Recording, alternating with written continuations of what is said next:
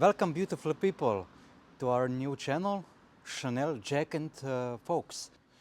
And today we have a very special guest, Natasha, who is from St. Petersburg. Natasha, hello. Natasha, please tell us about yourself and the location we are right now. Ну, я являюсь туристическим гидом, лицензированным, живу в Словении уже 10 лет. Это город, где я живу, который я люблю, это Шкофья-Лока. Шкофья-Лока для меня... Я вообще считаю, что я русская шкофья-лочанка, и всем так говорю.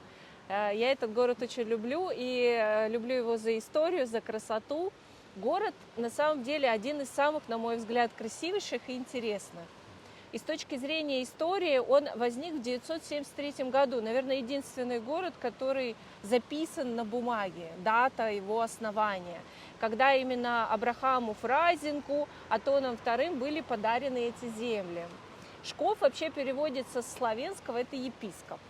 А Лока – это слияние двух рек. Вот мы сейчас стоим как раз здесь, эти речки, они как раз встречаются. Вот там чуть дальше уже начнется Полянская Сора, а здесь Сельская Сора. Две речки, которые сливаются в одну, и это вот считается местом епископа, таким интересным и красивым. И город построен на холме. Вот посмотрите, это гора. По сути, город построен по принципу средневековья. То есть в средние века такие города всегда строили именно на гористой местности. То есть если вот сюда подходил, с этой стороны была равнина, подходили враги, к этому месту река, естественно, была очень высокая, практически мостов нигде не было, или они были очень труднодоступными. Поэтому в этом месте, по сути, была такая граница и защита города. А за счет того, что это холм, оттуда был очень хороший просмотр. То есть врагов было видно издалека.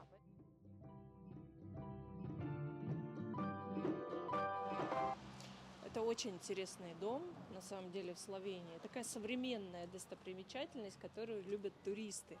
Если вы посмотрите вот на эти домики, их сделали местные жители, то есть их сделали хозяева этого дома. Сейчас уже хозяин, который создал вот эту вот такую инсталляцию красивенькую, где стоят гномики, а там вот, если приглядеться, внутри сидит девушка.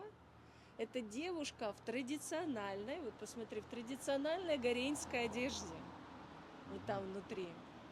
Этот дом на самом деле старинный. В 12-13 веке здесь находилась кузница, потому что мы находимся в нижней части города, и многие дома здесь перестраивались после землетрясения. Но вот так получилось, что его обновили и сделали таким маленьким, уютным и достаточно современным. То есть вот прям такая красота, она бросает в глаза, и если вы посмотрите, многие любят здесь фотографироваться.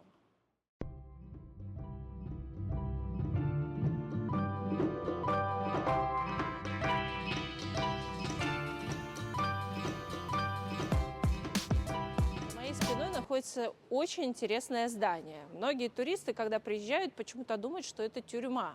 Но на самом деле это достопримечательность, самое старое здание в городе Шкофья-Лока. И называется оно Кашча. Вот напишите в комментариях, кто догадался, что это такое. На самом деле это стратегически важное здание.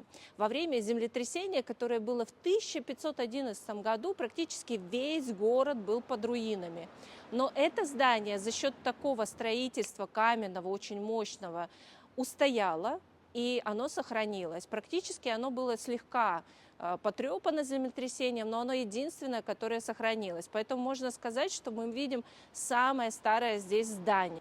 Банально, но в Средневековье самым важным зданием как раз было зерно, то есть здание, которое хранило зерно, потому что это было, в принципе, пропитанием для населения. И здание всегда строилось рядом с рекой. Почему? Потому что именно через реку привозили дань здесь городу, крестьяне, которые вокруг жили. Поэтому, конечно, доступ к этому зданию должен был быть очень доступен, да? Но оно именно такое мощное, и почему оно было всегда защищено решетками? Потому что оно было очень важным. Зерно – это, считайте, деньги, это богатство. Без зерна человек не проживет. Поэтому, конечно, оно считается и считалось тогда достаточно очень важным стратегическим зданием. Вот это здание, оно 1720 года. И там даже внутри сохранились какие-то такие строения очень старые. Здесь раньше находились апартаменты, и хозяйка этих апартаментов мне раскрыла маленький секрет. Делюсь с вами. Оказывается, здесь шили шляпы для фильма «Индиана Джонс». И у нее как раз сохранилась эта шляпа для съемок «Индиана Джонс». Если вы посмотрите этот замечательный фильм, то вы увидите на головах героев как раз-таки шляпы из фабрики «Шешир», которая здесь находилась аж с 19 столетия. В 19 столетии в Шкофья-Локи появилась фабрика «Шешир». Вот ее можно по трубе узнать, здесь как раз она находится. Фабрика «Шешир» известна тем, что она шила шляпы. Это было модно в 19 столетии, и главным покупателем была Америка. И как раз при съемках фильма «Индиана Джонс» уже при закрытии этой фабрики обратились как раз к производителям для того, чтобы сшить шляпы для фильма «Индиана Джонс» в стиле 19 столетия. Кто не любит капучино? Я его люблю тоже очень, но мало кто знает, откуда пошло это название такого любимого кофе как в Италии, так и во всем мире. На самом деле мы благодарны ему, нашим братьям-капуцинам. И в Шкофья-Локи есть капуцинский орден. Когда-то капуцины очень любили кофе, но кофе было таким напитком для богатых, а их религия не позволяла ему потреблять этот дорогой напиток. И один монах придумал очень интересный способ, чтобы завуалировать, что он пьет на самом деле кофе. Он вспенил необычным способом молоко и залил его вверху на кофе, таким образом скрывая, что он на самом деле пьет кофе, а всем казалось, что он пьет молоко. Отсюда появилось слово «капучино» из названия этого ордена. Капуцины – это капюшоны. По-итальянски это слово означает капюшон, такой треугольнообразный. И вы можете очень часто видеть в разных странах таких наших братьев-капуцинов. Так вот, Шкофья-Локи, они у нас живут здесь, прям по-настоящему.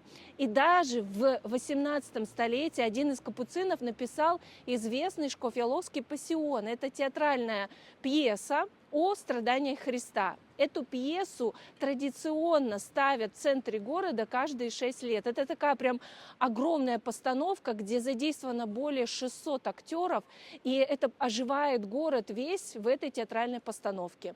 Эта пьеса внесена в список ЮНЕСКО благодаря вот именно этой театральной постановке, благодаря, опять же, влиянию капуцинов, Шкофья-Лока тоже внесена в список ЮНЕСКо.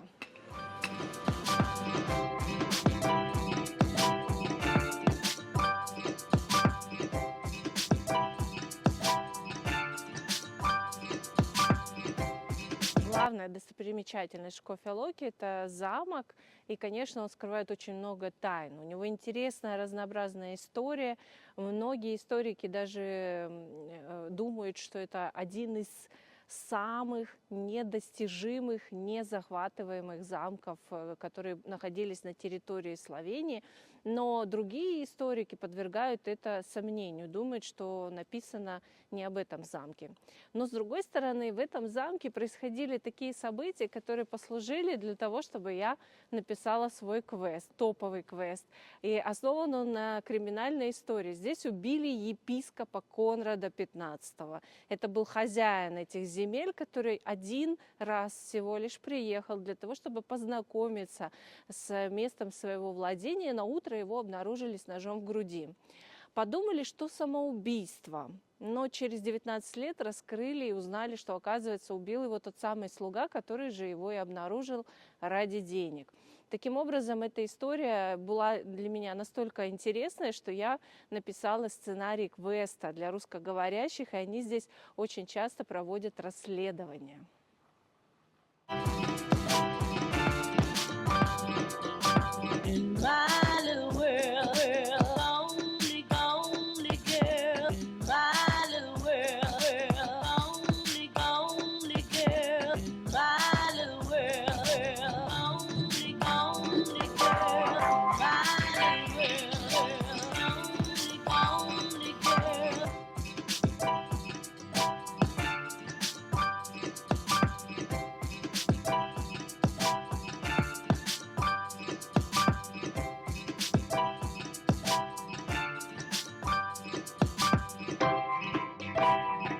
так вот в среднем веке в замке были такие мостики, которые поднимались. Они, кстати, специально сделаны для того, чтобы иногда гостям показывать, как это все происходило. Поэтому там внутри есть специальный механизм. И если будете в музее, возможно, в какой-то день вам покажут, как он поднимается. Но если посмотреть наверх над этой дверью, всегда можно заметить определенный герб. Это герб города Шкофья-Лока и герб фрайзинговых епископов. Фрайзинг – это город баварский, поэтому Шкофья-Лока у нас имеет такой некий баварский оттенок. И на этом гербе изображен африканец, которого наверняка многие, кто к нам в гости приезжает, видит и удивляется, откуда ж там появился африканец. А на самом деле у Абрахама Фрайзинга был свой араб Петра I, как я говорю, но этот африканец был слугой, который когда-то защитил своего хозяина от нападения медведя. И эта легенда, которую рассказывают, как раз-таки повлияла на то, что африканец попал на герб этого города. А вообще, если вы углубитесь в изучение епископов Фрайзингов по всей Баварии, не только в Шкофья-Локе, где они были владельцами, то практически везде есть в гербе этот самый африканец. Поэтому сказать, что он именно здесь появился или здесь было это нападение медведя, очень сложно. Ну, такая легенда существует, так что мы ее рассказываем. Спасибо, что сегодня вы были со мной на этой прогулке. Конечно, рассказывать о Шкофья-Локе я могу бесконечно и очень много. Если кому-то нужна экскурсия на русском языке, обращайтесь. Ну а вообще я рада любого вдохновить, посетить этот город. Просто пройтись, прогуляться и насладиться этим средневековым вкусом и красотой. So, thank you for joining our adventures, guys. Until next time, please subscribe us and support us and like the video. Bye.